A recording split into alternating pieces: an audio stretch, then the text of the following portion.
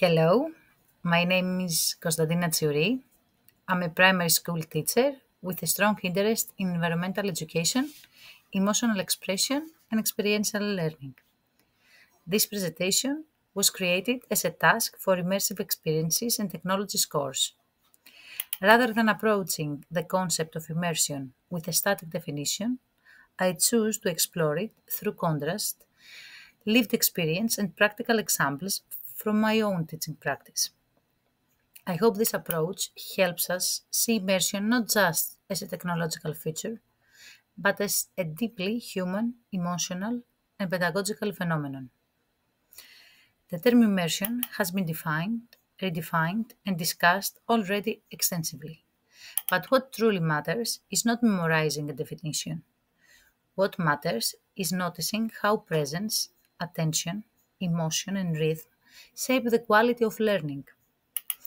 Immersion, in that sense, is not just a theory, it's a lens.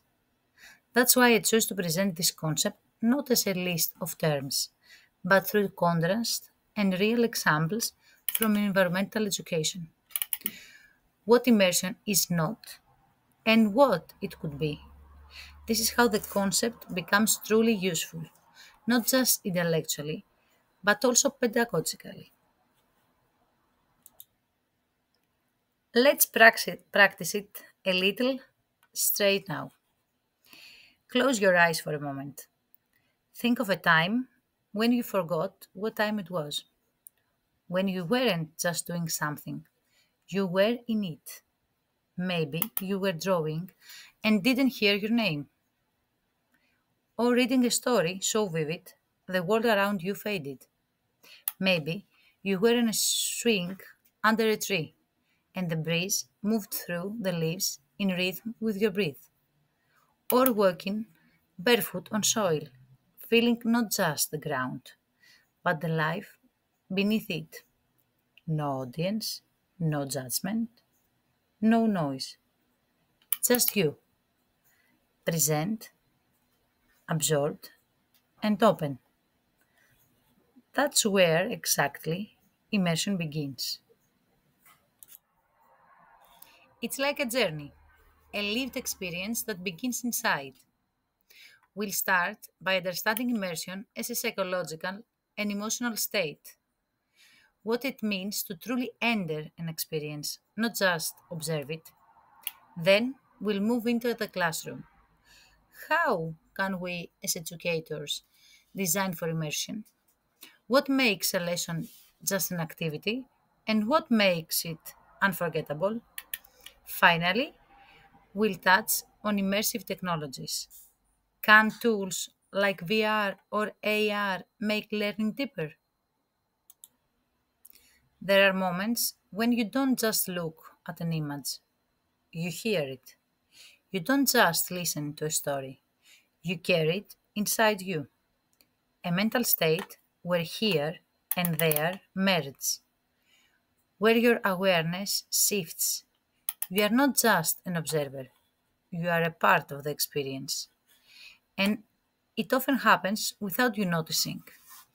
It begins with attention. When you are fully engaged, time slips away. This state of absorption, where emotions and senses take over, is psychological immersion.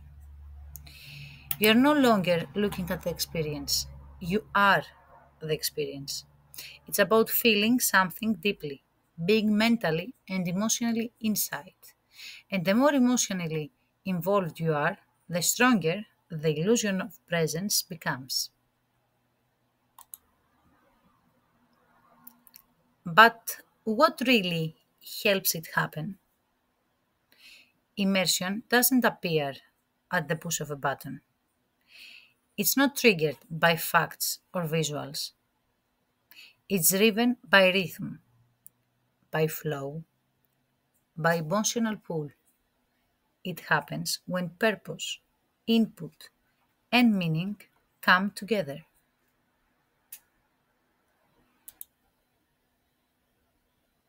And really, what finally blocks it?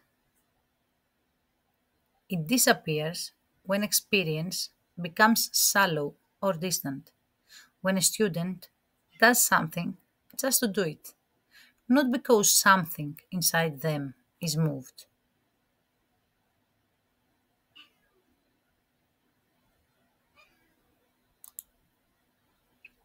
Okay, let's now look at how this inner state translates into everyday teaching.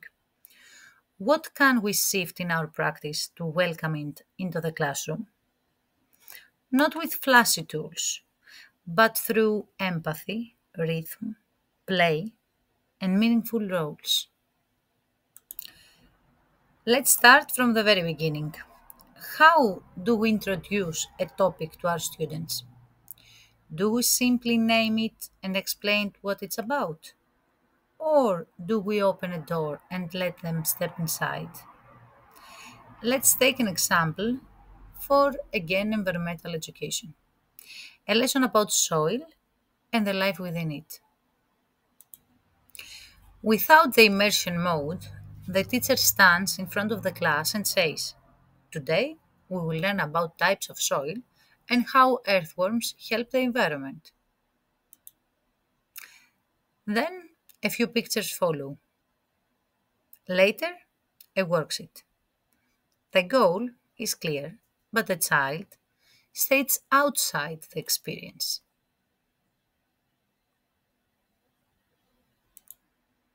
In contrast, a pedagogical scenario with immersion. The lights dim, forest sounds play softly. The teacher even whispers, "Have you ever heard the world beneath your feet? What if we could become earthworms and dig through the soil to find out what's really going on down there?" Suddenly, the children lean in. Curiosity awakens.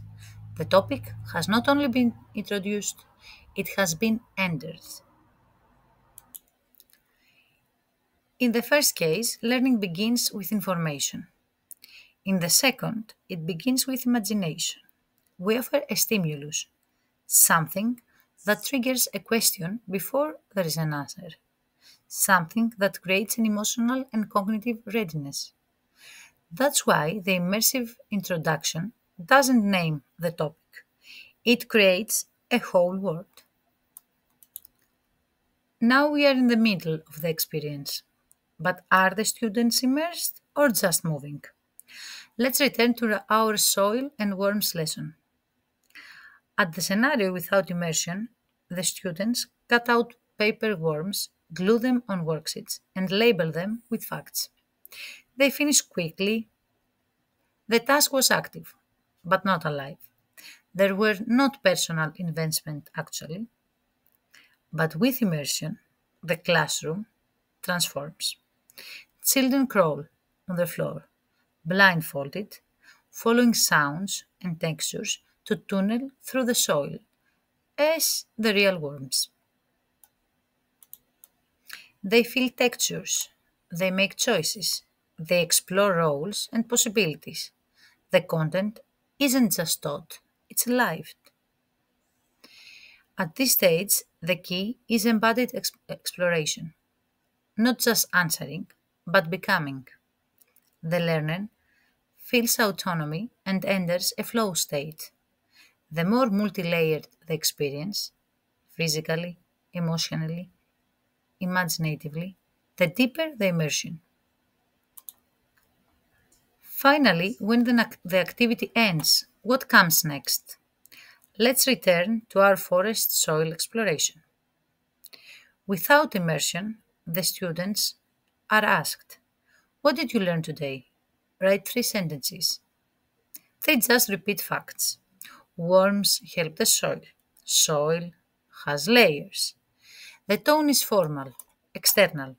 There is no magic, no joy. But with immersion, the teacher says, "You've just returned from your journey underground.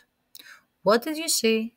What would your worm self want to say to the humans?" Children write messages from the worm's point of view. They share reflections aloud. Some even whisper, still in character. They are still inside the experience, and moreover, now making meaning of it. So immersion does not have to stop with the action, but it can flow into meaning making when learners reflect not from the outside, but from within the world they lived in. Their insights stay alive. The narrative presence becomes now personal growth. Now, let's take one final step. What happens when we bring immersive technologies like VR or AR into the learning process? Do they guarantee the immersion? Not at all. Immersion requires emotional entry, purposeful action, and personal meaning. But when these are present, technology can extend the reach. It can make the impossible accessible. It can give form to stories, roles, and perspectives that are otherwise invisible. In our forest example, what if students could enter a VR tunnel and see the underground world as they crawl? Or use AI to uncover hidden messages left by worms under real soil? Immersion isn't about the medium, it's about the connection. Immersive technologies work best not when they impress, but when they express. They are to deepen the learner's presence and agency within a meaningful experience. We have looked at immersion as an inner state, as a teaching principle, and as a design possibility through technology. But more than all, immersion is a way of inviting the learner to belong inside an experience. It's not the tools that create it, it's the emotional openness, the narrative frame, and the space to feel part of something real. Immersion, in the end, is not just about learning, it's about transformation, about letting the learner live, act, and reflect from within, not as a visitor, but as a participant. Immersion is not a tool or a trick, whether through a story or a screen. That moment is always human. As my pedagogical focus is steadily emotional expression and our connection to the natural world, immersive technologies felt like the opposite of that.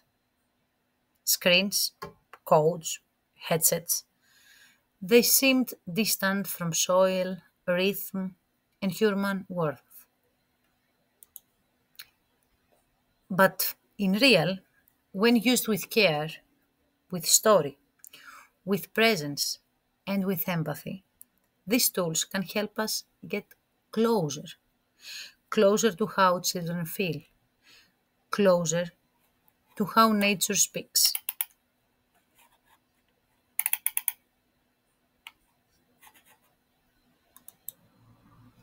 Thanks a lot for being here with me. Most of what I shared came directly from the course readings. They really helped me think differently about immersion, not just as something technical, but as something we feel and live through.